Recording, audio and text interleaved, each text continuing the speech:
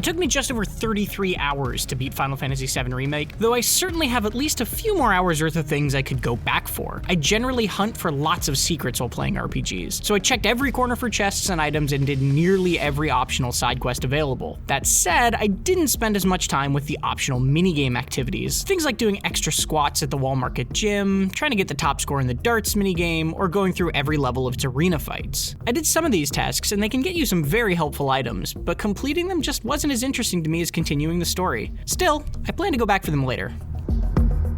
It took me around 30 hours to complete the story of Final Fantasy VII Remake. When I began the game, I was combing every environment trying to complete every side quest, but I quickly found this to be not as engaging as the core story beats. From around chapter 9, I began to focus purely on the main quest, missing a lot of optional missions that I'm planning to go back to. Also at this point, I was cutting corners when allowed, as the story was more interesting to me than manually upgrading my weapons. One thing I did invest time into though was perfecting the minigames.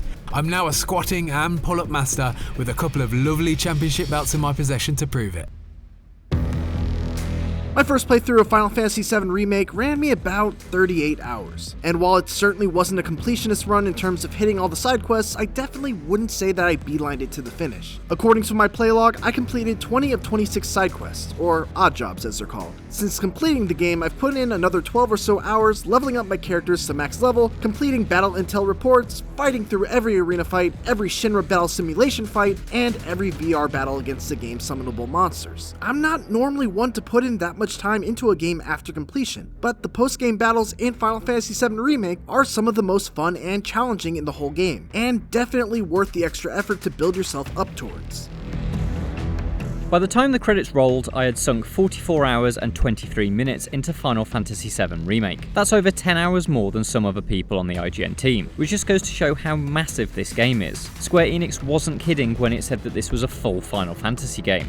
Aside from the core story, I spent my hours doing every side quest and plenty of smaller activities, such as rounds in the Wall Market Battle Coliseum. I also completed all of the battle intel reports, which I highly recommend because the reward for doing all 20 is definitely worth it. Beyond that, I also spent a long time just exploring the world. Even though it's largely linear, it's incredible to see the original game's iconic areas recreated in absurdly gorgeous graphics, and I scoured every inch of it for Easter eggs and treasures. And if you like that and want to find out more about Final Fantasy VII Remake, then why not check out these videos.